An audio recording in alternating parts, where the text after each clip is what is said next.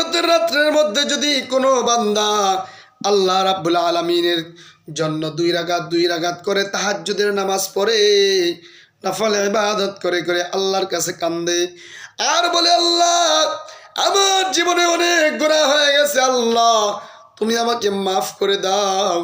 আল্লাহ রাব্বুল আলামিন ফেরেশতাদেরকে বলে, আল্লাহ হে ফেরেশতারা তোরা সাক্ষী থাক, আমি আমার বান্দাকে মাফ করে দিলাম। কন্যা সুবহানাল্লাহ।